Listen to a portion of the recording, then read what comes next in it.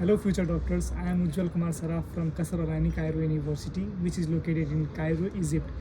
Today, I will explain about the Cairo University, and my language will be Hindi because my video will be played in India and Nepal too. Not only in Nepal, but it will be also played in India.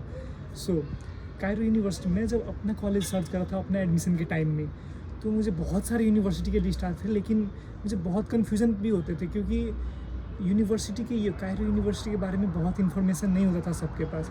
वो जो information था भी वो आधा अधूरा information होता था मुझे, लेकिन फिर भी मैंने अपना खुद से रिसर्च करके सीनियर सबसे बात करके मैंने अपना मन को सेटिस्फाई करके यहाँ पे एडमिशन ले लिया। लेकिन अब किसी को ऐसा प्रॉब्लम ना हो, इसलिए मैं अब ये वीडियो बनाने जा रहा हूँ। अब ये वीडियो में हम लोग क्या क्या एक्सप्लेन करेंगे कि ये कॉलेज में पढ़ाई का ड्यूरेशन कितना है फर्स्ट और उसके बाद ट्यूशन फ़ी कितना लगेगा, उसके बाद एकोमोडेशन कितना लगेगा, फ्लैट का चार्ज, आपको खाने का चार्ज, एक्स्ट्रा चार्ज, ये सब कितना लगेगा। फिर उसके बाद आता है टीचिंग का मेथड कैसा होगा, फिर उसके बाद लैंग्वेज बैरियर है कि नहीं है, बुक्स आपको एक्स्ट्रा लेना पड़ेगा, वाइवा का क्या होगा, ये सब इसमें बताऊँगा मैं। शुरू में हम लोग क्या करते हैं, ड्यूरेशन कितना है। पहले क्या था कि कायरो यूनिवर्सिटी का इससे पहले का एडमिशन में 6+1 लेता था, 6 ईयर का कोर्स और 1 ईयर का इंटर्नशिप। लेकिन अब क्या कर दिया है, 5+2 हो गया, 5 ईयर का कोर्स और 2 साल का इंटर्नशिप। लेकिन इंटर्नशिप भी पेड इंटर्नशिप होगा, ये बात याद रखिए, पेड इंटर्नशिप होगा। अब 5+ कोर्स हो गया, 2 साल इंटर्नशिप हो गया, टोटल में 7 ईयर हो गया। पहले भी 7 ही था, अभी भी 7 ही है। पहले 6+1 बोलता था, अब 5+2, इसी को 5+2 कर दिया है। अब इसमें क्या होता है कि ट्यूशन फ़ी की बात करते हैं। ट्यूशन फ़ी में क्या होता है, 7 ईयर का ट्यूशन फ़ी लगेगा। फर्स्ट ईयर में 7,500 और उसके बाद हर एक ईयर 6,000।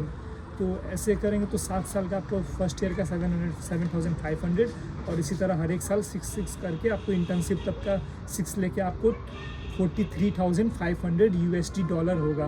वो आप अपने मनी एक्सचेंज रेट के हिसाब से आप मल्टीप्लाई करके अपना पता लगा सकते हैं कितना हुआ आपका अपना करेंसी के हिसाब से। उसके बाद आता है एकोमोडेशन का। अब एकोमोडेशन क्या है कि यहाँ पे 2 टाइप का होता है, एक होता है फर्निश्ड फ्लैट ले लीजिए और दूसरा होता है अनफर्निश्ड। लेकिन कितने सारे लोग क्या करते हैं, फर्निश्ड ही लेते हैं शुरू में। फर्निश्ड में क्या होता है कि सब सामान होता है, कुछ आपको एडजस्ट करना नहीं पड़ता है, बेड होगा, फ्रिज होगा, आपको गैस होगा, सब चीज़ होगा, आपको AC से लेकर हर एक चीज़ मिलेगा आपको फर्निश्ड में। लेकिन क्या होगा, हल्का महंगा होता है।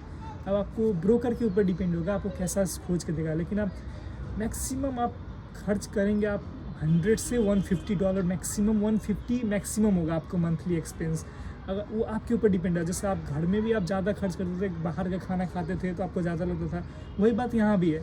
आप यहाँ पे कम खर्च करिएगा तो कम लगेगा, ज़्यादा करिए तो ज़्यादा लगेगा। लेकिन ज़्यादा लगेगा अभी तो मैक्सिमम $150 पर मंथ लगेगा। ये आप अपना हिसाब कर लीजिए, 7 साल का हिसाब कर लीजिए।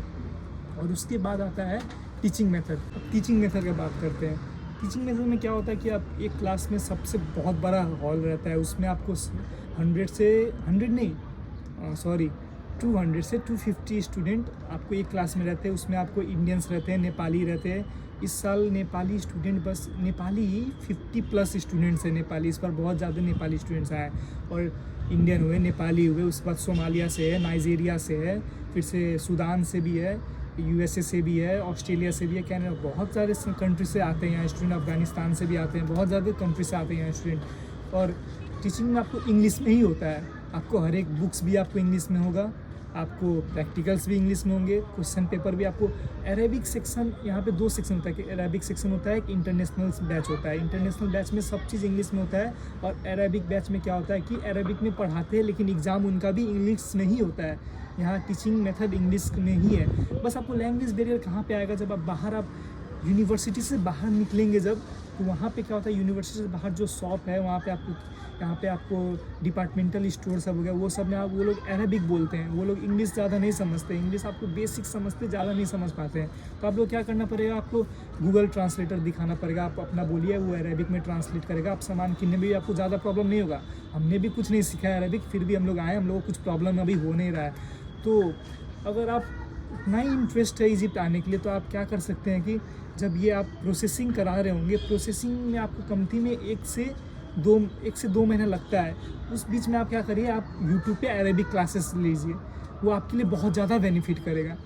इतना अब हम लोग का ड्यूरेशन का बात हो गया, ट्यूशन फ़ी का बात हो गया, एकोमोडेशन का बात हो गया, टीचिंग मेथड हो गया, लैंग्वेज हो गया। अब वैकेशन और टिकट अभी बात करते हैं। वैकेशन आपको वही आपको जुलाई के लास्ट में आपको फाइनल एग्ज़ाम्स होता है। फाइनल एग्ज़ाम्स के बाद आपको अगस्त के शुरू से लेकर सितंबर के लास्ट आपको लगभग 2 महीने का वैकेशन होता है। उसमें आप घर जा सकते हैं, घर जाके आ सकते हैं। और आपको टिकट आपको अपना इंडिया में हो तो इंडिया के हिसाब से आप कौन सा एयरलाइन से आते हैं, कौन सा क्लास से आते हैं, और नेपाल से हो तो नेपाल से कौन सा एयरलाइन से आते हैं आपको। क्योंकि मैं नेपाल से, नेपाल का मुझे पता है, नेपाल का आपको मिनिमम 50,000 लगता है एक बार का आने के लिए बस। अब आने जाने के दोनों का कटाएंगे तो हल्का सस्ता पड़ता है।